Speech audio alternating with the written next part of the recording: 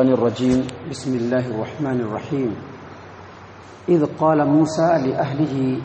إني آنست نارا سآتيكم منها بخبر أو آتيكم بشهاب قبس لعلكم تصطلون فلما جاءها نودي أن بورك من في النار ومن حولها وسبحان الله رب العالمين يا موسى إنه أنا الله العزيز الحكيم وألق عصاك فلما رآها تهتز كأنها جان ولا مدبرا ولم يعقب يا موسى لا تخف إني لا يخاف لدي المرسلون إلا من ظلم ثم بدل حسنا بعد سوء فإني غفور رحيم وأدخل يدك في جيبك تخرج بيضاء من غير سوء في 9 آيات إلى فرعون وقومه إنهم كانوا قوما فاسقين فلما جاءتهم آياتنا مبصرة قالوا هذا سحر مبين وجحدوا بها واستيقنتها أنفسهم ظلما وعلوا فانظر كيف كان عاقبة المفسدين. محترم سامعین کرام، یہ سورۃ النمل ہے. سورۃ النمل مکی سورت ہے. ہجرت مدینہ سے پہلے جب نبی صلی اللہ علیہ وسلم مکہ مکرمہ کے اندر تھے اسی وقت یہ سورت نازل ہوئی. اور جب یہ مکی صورت ہے تو اس میں خاص طور سے مکہ والوں کو اللہ تبارک و تعالیٰ نے نصیحت کی ہے. یہ اور بات ہے کہ قرآن کریم کی ایک ایک آیات، اس کے ایک ایک حروف آنے والے قیامت تک کے تمام نسلوں کے لیے نصیحت ہے، لیکن اس میں بطور خاص اللہ تبارک و تعالیٰ نے مکہ والوں کو نصیحت فرمائی ہے. آیت نمبر 7 سے لے کر کے آیت نمبر 14 تک ابھی آپ کے سامنے تلاوت کی گئی ہے. اور ان آیات کے اندر اللہ تبارک و تعالیٰ نے موسیٰ علیہ السلام کے واقعے کو بیان کیا ہے بڑی ہی مختصراً انداز میں، اور صرف ایک پہلو کو اللہ تبارک و تعالیٰ نے بیان کیا ہے ان کی سیرت کی. موسیٰ علیہ السلام کا واقعہ قرآن کریم کے اندر کئی جگہ پھیر کر کے بیان کیا گیا ہے، اور اس کی وجہ یہ ہے کہ موسیٰ علیہ السلام کے واقعے میں بہت ساری نصیحتیں ہیں، اور چونکہ یہ جو آیات نازل ہو رہی ہیں وہ مکہ والوں کے درمیان نازل ہو رہی ہیں، تو ان کو بطور خاص اللہ تبارک و تعالیٰ یہ بتلانا چاہتا ہے کہ فرعون جیسا مغرور، متکبر اور اپنے وقت کا سب سے ظالم و جابر بادشاہ جب ایک رسول کے مقابلے میں آیا اور اس کی رسالت کی حقانیت کو اور اس کے اوپر نازل ہونے والی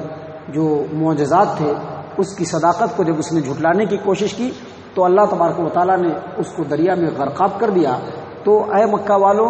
اس ظالم بادشاہ کے سامنے تمہاری کچھ بھی حیثیت نہیں. تمہارے لیے ضروری اور لازم ہے کہ محمد صلی اللہ علیہ وسلم کی رسالت کو اور ان کی حقانیت کو تسلیم کر لو اور ان کے اوپر ایمان لے آؤ. اللہ تبارک و تعالیٰ فرما رہا ہے اذ قال موسیٰ لأہلہ انی آنست نارا. اس وقت کو یاد کرو جب موسیٰ نے اپنے اہل و عیال سے کہا کہ مجھ کو آگ دکھائی پڑ رہا ہے، میں آگ دیکھ رہا ہوں. سآتیکم منہا بخبر، میں اس آگ کے پاس جاتا ہوں اور وہاں سے رستے کی کچھ خبر لاتا ہوں. او آتیکم بشہاب قبس، یا پھر آگ کا کچھ انگارہ ہی لے آتا ہوں. لعلکم تصطلون، تاکہ تم اس آگ کو تاپو اور اپنے اندر راحت اور گرمی محسوس کرو. یہ جو واقعہ ہے اسی واقعے کی طرف اشارہ ہے کہ جب موسیٰ علیہ السلام مصر سے ایک فرعونی کو، ایک قبطی کو جب انہوں نے مار دیا نادانی سے، اور وہاں سے جب بھاگ کھڑے ہوئے تو سیدھا مدین پہنچے شعیب علیہ السلام کے پاس، اور وہاں 8 یا 10 سال گزارنے کے بعد وہاں سے جب واپس لوٹنے لگے اپنے وطن کی طرف تو رستے میں وہ رستہ بھول گئے. بالکل اندھیری رات تھی، گھوپ اندھیرا تھا، اور انتہائی ٹھٹھرتی ہوئی سرد اور سخت بالکل سردی والی رات تھی. تو ایسے میں جب رستہ بھول گئے تو بہت پریشانی ہوئی. اچانک دکھائی پڑا کہ کونے میں آگ جل رہا ہے. اپنے بیوی سے کہا، ساتھ میں بیوی تھی، بیوی بھی حاملہ، اور اس کے ساتھ ایک بچہ اور ایک خادم. اپنی بیوی سے کہا کہ تم یہیں پہ رکو، مجھ کو آگ دکھائی پڑ رہا ہے، میں وہاں جاتا ہوں، وہاں رستے کے بارے میں پوچھتا ہوں. ممکن ہے کہ وہاں پر آدمی ہوں گے، ان سے میں پوچھوں گا کہ ذرا مجھ کو رستے کی رہنمائی کر دیں. اگر وہ رستہ نہ بھی بتا سکیں تو وہاں سے کچھ آگ کے انگارے لے آؤں گا، اس سے ذرا گرمی اور راحت محسوس ہوگی، تم لوگ آگ تاپ لینا. اللہ نے اسی واقعے پر اشارہ کیا. اللہ فرما رہے ہیں کہ فلما جاء، جب موسیٰ علیہ السلام وہاں پہ پہنچے تو منظر کچھ اور دیکھ رہے ہیں کہ کسی بھی انسان کا اور کسی بھی جاندار کا وہاں پہ پتہ نہیں ہے. اور ایک درخت ہے جو بالکل آگ کے لپیٹے میں ہے، اور آگ کے لپیٹے میں ہونے کے باوجود وہ درخت جو ہے بالکل ہرا بھرا ہے، اور تفسیری روایتوں کے مطابق وہ آگ جس قدر بھڑکتی ہے اسی قدر ہریالی جو ہے پیڑ کے اندر آتی ہے۔ موسیٰ علیہ السلام وہاں پر جب پہنچتے ہیں تو آواز آتی ہے، نودیا انبوری کا من فی النار ومن حولہا، پکارنے والا پکارتا ہے کہ اے موسیٰ آپ اپنے جوتے کو اتار لیجئے، آپ مقدس وادی طوا کے اندر ہیں، اور اس آگ کے ارد گرد جو بھی ہے سب کا سب قابل مبارکباد ہے، آپ بھی قابل مبارکباد ہیں، اس کے ارد گرد جو چیز ہے سب قابل مبارکباد ہے، یہ آگ مبارک ہے، یہ درخت مبارک ہے، اور یہاں پر کے جتنے فرشتے ہیں وہ سب کے سب مبارک ہیں۔ اللہ فرماتے ہیں فلما جاءها نودی ان بورک من فی النار ومن حولها، پکارا جاتا ہے کہ آگ کے ارد گرد جو کچھ بھی ہے، اور یہ آگ ہے سب کے سب، اور آگ کے اندر جو کچھ ہے سب بابرکت ہے، وسبحان اللہ رب العالمین، اور تمام جہانوں کا پروردگار جو اللہ تبارک و تعالی ہے وہ ہر طرح کے نقص سے اور عیب سے پاک ہے۔ مطلب اللہ تبارک و تعالی اپنی ذات کے ساتھ ہے، وہ اس پیڑ کے اندر نہیں گھسا ہوا ہے اور آگ میں بھی نہیں گھسا ہوا ہے، وہ اپنی زبان سے خود آپ کو کلام کر رہا ہے، اس کو کلام کرنے کے لیے کسی واسطے کی ضرورت نہیں۔ یہاں پر اللہ تبارک و تعالیٰ نے یہ عقیدہ ثابت کیا ہے کہ اللہ تبارک و تعالیٰ ڈائریکٹ بات کر سکتا ہے، اور اللہ نے اپنے بندے موسیٰ سے واقعتاً ڈائریکٹ بات کیا۔ اس آگ کے پردے میں، نور کے پردے میں جو اللہ تبارک و تعالیٰ کا پردہ ہے، اس پردے کے پیچھے سے اللہ نے ڈائریکٹ موسیٰ علیہ السلام سے بات کیا۔ اللہ خود قرآن کریم کے اندر فرماتے ہیں وَكَلَّمَ اللَّهُ مُوسَىٰ تَكْلِيمًا، اللہ نے موسیٰ علیہ السلام سے خود بات کیا، جس طرح سے بات کرنا ہوتا ہے اس طرح سے بات کیا۔ تو اللہ تبارک و تعالیٰ آگے فرماتے ہیں یا موسیٰ، اللہ نے پھر پکارا انی انا اللہ، میں تمہارا اللہ ہوں، میں تمہارا وہ معبود ہوں جس کی تم عبادت کرتے ہو۔ انی انا اللہ العزیز الحکیم، میں وہ اللہ ہوں جو ہر چیز کے اوپر غالب ہے اور جس کا ہر فیصلہ حکمت سے بھرپور ہوتا ہے۔ اس کے بعد اللہ تبارک و تعالیٰ نے مزید فرمایا وَأَلْقِ عَصَاكَ، اے موسیٰ ذرا اپنے ڈنڈے کو پھینکو، تو جو ڈنڈا، جو لکڑی، جو عصا تمہارے ہاتھ میں ہے اس کو ذرا پھینکو۔ اور جب موسیٰ علیہ السلام نے اس لکڑی کو پھینکا، اللہ تبارک و تعالیٰ فرما رہے ہیں فَلَمَّا رَآهَا تَهْتَزُّ كَأَنَّهَا جان، لکڑی کے پھینکتے ہی وہ لکڑی جو ہے وہ بڑا اژدہا سانپ بن گیا، اور اس طرح سے وہ بھاگنے لگا جیسے پتلا سانپ بھاگتا ہے، یعنی لکڑی جو پھینکا تو وہ بڑا اژدہا، بڑا اجگر سانپ بنا، اور جس طرح سے پتلا سانپ بالکل پھرتی کے ساتھ حرکت کرتا ہے ویسے ہی وہ سانپ حرکت کرنا شروع کر دیا۔ فلما رآہا تہتز کأنہا جان، سانپ جس طرح سے حرکت کرتا ہے اسی طرح سے زندہ ہو کر کے وہ لکڑی حرکت کرنا شروع ہو گئی۔ اور موسیٰ علیہ السلام نے جب دیکھا کہ اس لکڑی کو میں نے پھینکا تو یہ بڑا اژدہا بن گیا اور حرکت کرنا شروع کر دیا، تو موسیٰ علیہ السلام ڈر گئے اور ڈر کر کے الٹے منہ بھاگنا شروع کر دیا۔ اللہ فرماتے ہیں کہ وَلَّا مُدْبِرًا وَلَمْ يُعَقِّبْ، موسیٰ علیہ السلام بھاگے اور پلٹ کر کے دیکھا بھی نہیں، ڈر کے مارے۔ اللہ تبارک و تعالیٰ نے کہا کہ یا موسیٰ لا تخف، اے موسیٰ مت ڈرو، انی لا یخاف لدی المرسلون، رسول میرے جب سامنے ہوتے ہیں تو وہ ڈرتے نہیں، آپ رسول ہیں اور میں آپ کا اللہ ہوں، جب اللہ آپ کے ساتھ ہے تو آپ کو ڈرنے کی کوئی ضرورت نہیں۔ اس آیت کریمہ سے چند باتیں معلوم ہوئی۔ پہلی بات یہ معلوم ہوتی ہے کہ موسیٰ علیہ السلام کو سب سے پہلے معجزہ اسی وادی مقدس طوا کے اندر دیا گیا، اور وہ معجزہ اللہ تبارک و تعالیٰ نے اس عصا کو دیا، جس عصا کو موسیٰ علیہ السلام ڈالتے تو وہ اژدہا سانپ بن جاتا تھا اور حرکت کرنے لگتا تھا، بالکل پھرتیلا سانپ بن جاتا تھا۔ اور دوسری بات یہ معلوم ہوئی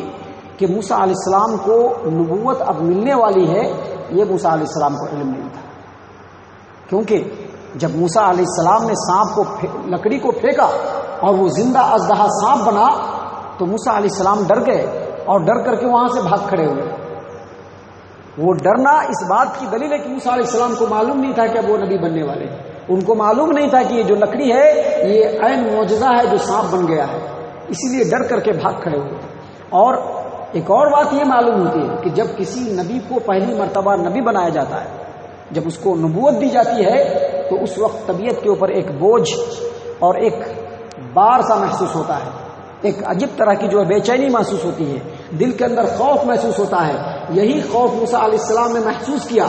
اور جب انہوں نے سانپ کو دیکھا تو ان کو اپنے جان کا خطرہ محسوس ہوا اور وہاں سے بھاگ کھڑے ہوئے، بالکل اسی طرح سے جس طرح سے محمد صلی اللہ علیہ وسلم کو غار حرا کے اندر پہلی مرتبہ نبوت آئی تو نبی اکرم صلی اللہ علیہ وسلم وہاں سے دوڑتے ہوئے سیدھے اپنے گھر کے اندر آئے اور فوراً خدیجہ الکبریٰ رضی اللہ عنہا کو کہا کہ اے خدیجہ زملونی زملونی، مجھ کو کمبل اڑاؤ، مجھ کو کمبل اڑاؤ. اور جب تھوڑا اطمینان ہوا تو کہا کہ مجھ کو اپنی جان کا ڈر محسوس ہو رہا ہے، مجھ کو ایسا لگا تھا کہ اب میں آج ہی مر جاؤں گا،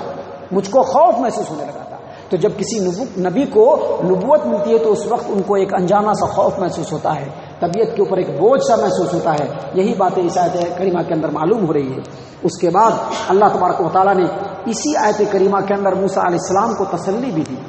کہ آپ گھبرائیے نہیں، آپ ہمارے رسول ہیں، آپ کے ہم ساتھ ہیں. انی لا یخاف لدی المرسلون، رسول ہمارے سامنے ڈرتے نہیں ہیں. کیونکہ اللہ سے ڈرنا تو ان لوگوں کو چاہیے جو اپنے نفس پر ظلم کرتے ہیں. الا من ظلم، جو ظلم کرتے ہیں، کسی بھی طرح کا جرم کرتے ہیں، کسی بھی طرح سے اللہ کی نافرمانی کرتے ہیں، ایسے لوگوں کو اللہ سے ڈرنا چاہیے.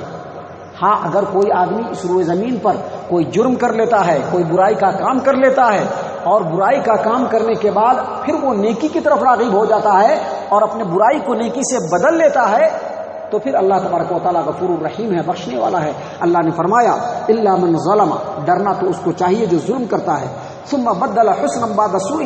ہاں اگر وہ آدمی جس نے دنیا کے اندر برائی کیا اور برائی کرنے کے بعد پھر اس نے نیکی کی اور اس برائی کو نیکی سے بدل لیا، فإنی غفور الرحیم، تو میں بخشنے والا اور رحم کرنے والا ہوں. دراصل اللہ یہاں پر یہ بتلانا چاہ رہا ہے کہ آپ سے بھی ایک گناہ اور غلطی سرزد ہوئی تھی. آپ نے ایک قبطی کو مار گرایا تھا، لیکن چونکہ آپ اللہ سے ڈرے اس لیے اللہ تبارک و تعالیٰ آپ کے گناہوں کی بخشش کا پروانہ آپ کو دے رہا ہے، آپ کے گناہوں کو اللہ تبارک و تعالیٰ بخش رہا ہے. اس کے بعد اللہ تبارک و تعالیٰ نے مزید کہا وَأَدْخِلْ يَدَكَ فِي جَيْبِكَ، اے موسیٰ علیہ السلام آپ کو ابھی اور معجزہ ملنے والا ہے. آپ ایک کام کیجئے، اپنے ہاتھ کو جیب کے اندر ڈالیے، اپنے گریبان میں ڈالیے، اپنے گریبان کے اندر ڈالیے، تخرج، اور پھر اس کو نکالیے، بیضاء من غیر سوء، آپ کا ہاتھ نکلے گا تو ایسا چمکتا ہوا صاف شفاف ہوگا. من غیر سوء، وہ کوئی بیماری نہیں ہوگی. ایک بیماری ہوتی ہے، جو بیماری جب انسان کے جسم کے چمڑے پر ہوتی ہے تو وہ چمکنے لگتا ہے، جس کو برس کہتے ہیں. لوگوں کو دیکھا ہوگا، بعض لوگوں کے ہاتھوں کے اندر ہوتا ہے، بعض لوگوں کے چہرے پر ہوتا ہے. تو وہ جو بیماری ہوتی ہے اس بیماری کے اندر بھی چمک ہوتی ہے. لیکن اللہ فرما رہا ہے کہ آپ اپنے ہاتھ کو اپنے گریبان میں ڈالیں گے اور پھر جب اس کو وہاں سے نکالیں گے تو ہاتھ بیماری کی طرح سے چمکتا ہوا نہیں ہوگا، بلکہ بالکل صاف شفاف، ہر عیب سے پاک آپ کا ہاتھ بالکل چمکتا ہوا ہوگا. اور یہ بھی آپ کے لیے ایک معجزہ ہے. اللہ نے فرمایا